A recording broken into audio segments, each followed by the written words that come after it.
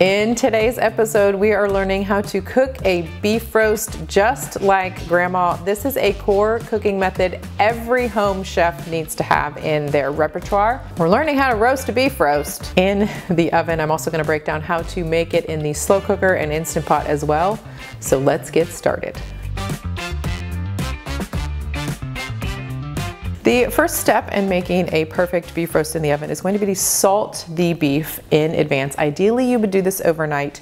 Cover it, keep this in the fridge. The salt is going to act as a tenderizer for the beef, so you'll end up with that really delicious soft beef after it has cooked in the oven. So I have a little bit of salt in a ramekin here, just enough. You know, I'm going to pat this in just a little bit. I don't want to use another prep dish and contaminate it. So just know that, raw meat, keep food safety in mind.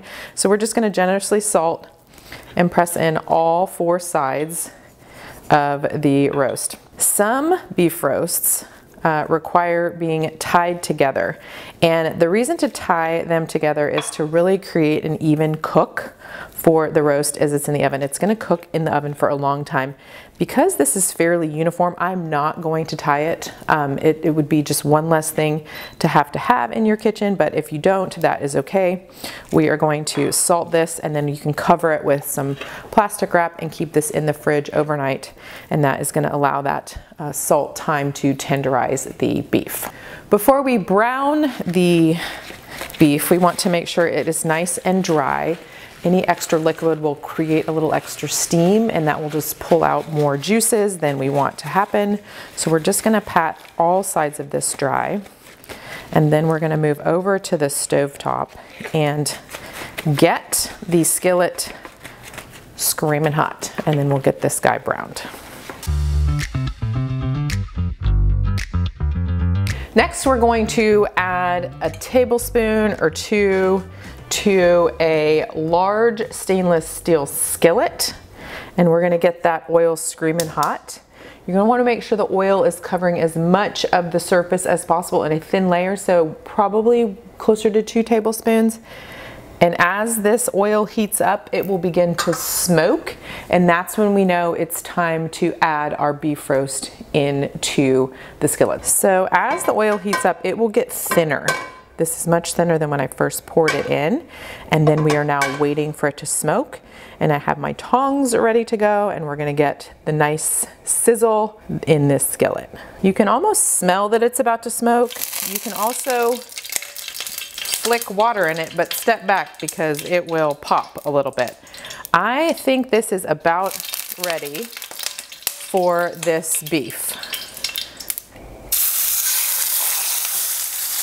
What a gorgeous sound. I mean, gorgeous.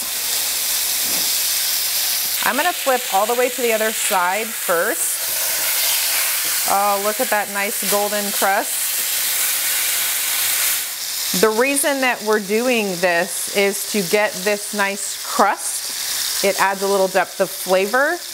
It's also gonna help seal in the juices, so that when it's slow cooking in the oven, the juices stay within the roast and the juices tenderize and cook within the beef roast. Now that this is browning, I am going to preheat the oven to 225. We are doing a slow oven and probably going to be about 2 hours before we turn the oven off and let the roast finish cooking. So we're going to finish browning this, get it onto its baking sheet with the rack, and then we'll get it transferred into the oven. But first, I gotta brown the sides of this guy.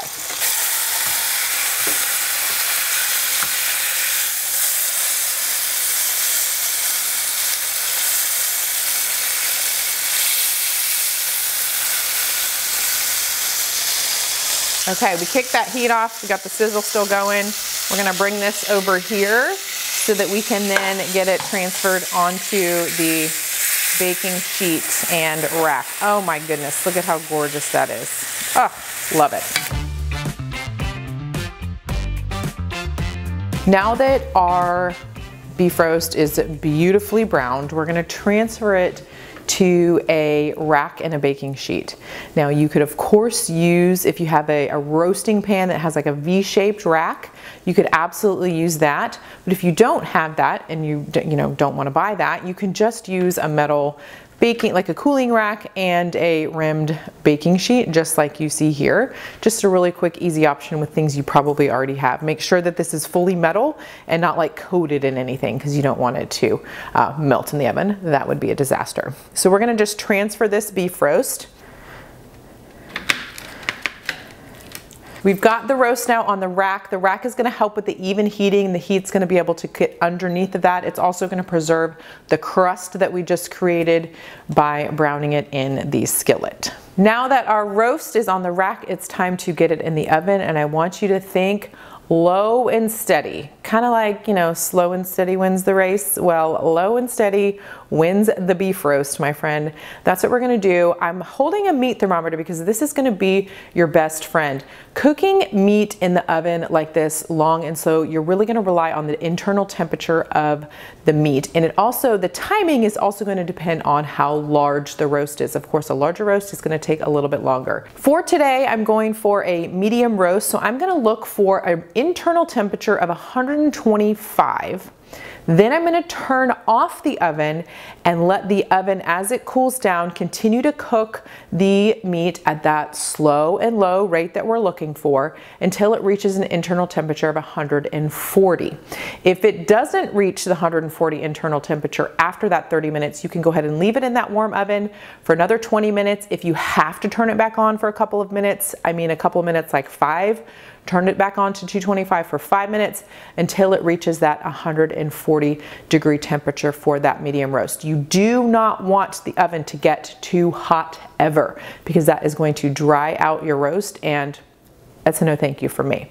So remember, slow and steady. I meant low and steady. Remember, low. So 225, this is gonna let the meat and the juices really tenderize, stay nice and juicy. We've already sealed it all in there with the crust that we made in the skillet, so this is gonna end up being a beautiful beef roast.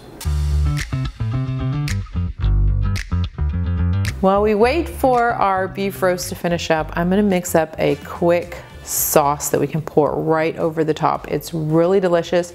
Horseradish and beef roast, match made in heaven. So we're gonna make a creamy horseradish sauce with a little bit of chives to pour over our beef. To get started, I'm just gonna slice up a couple of fresh chives into little bits that we're gonna mix in with the sour cream.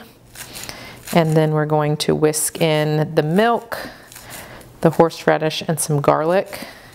And then we'll have our perfect sauce. So this is 1 cup of sour cream, light or regular, a half a cup of milk, a tablespoon or 2 of these chopped chives, a teaspoon of horseradish, and a teaspoon of minced garlic.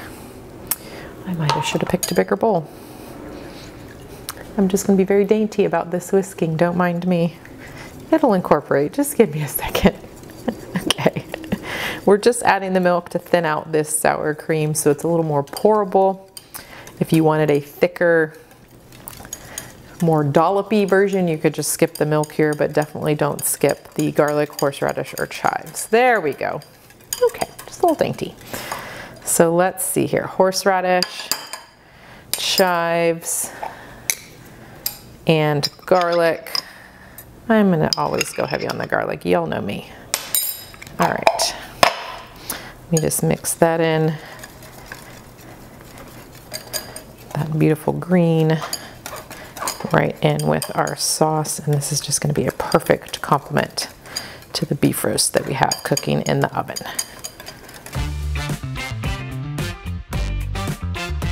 So I've got the beef roast. It's been sitting in that oven that's been cooling down, and we're going to transfer it over to cook. I'll let a little juices off there. Oh, over to slice, excuse me. So we're gonna transfer to slice. We're gonna slice crosswise. It's gonna be a little bit different for different roasts. Like this is this way, this is this way. So we're just gonna kind of angle our way through here. This is one reason to tie up your roast so it's a little tighter.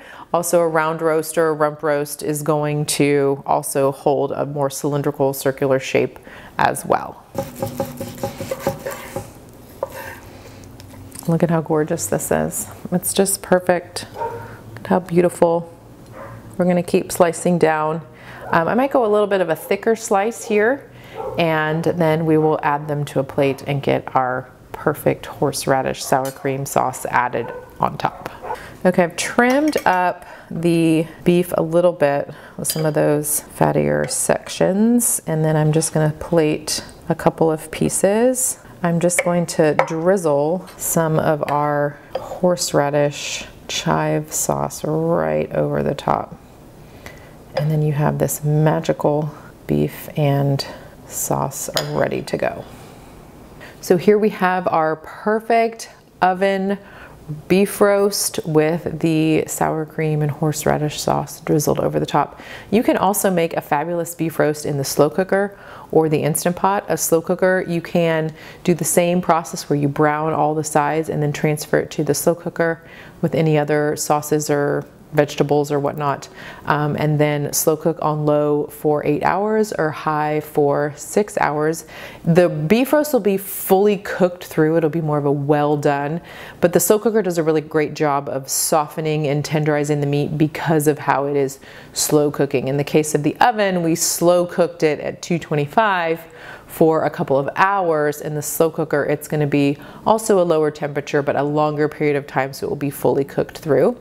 If you want to cook it in the Instant Pot, you can do that as well. You can even saute and brown the roast in the Instant Pot insert if it's a small enough roast. A larger roast like this, you're still going to need to brown it in a skillet and then transfer the browned beef roast into the Instant Pot. Add 1 cup of water or beef broth. You have to have a cup of liquid in the Instant Pot for it to run properly. Then you can cook it on high pressure for anywhere between 35 and 55 minutes, depending on the size of the roast and how well done you want it. The timing there, you have to do a little bit of fiddling. It depends on the beef and it depends on your Instant Pot and how it is cooking. So those are a couple of other cooking options for you for making a delicious beef roast. Be sure to grab this recipe for the beef roast and the sauce from the blog. You should see a link in the description or caption below. Also, if you learned something new, please subscribe to our channel. We release new episodes of the Learn to Cook on a Budget series every Wednesday at noon Central Time, so you can subscribe and get notified when new episodes are available.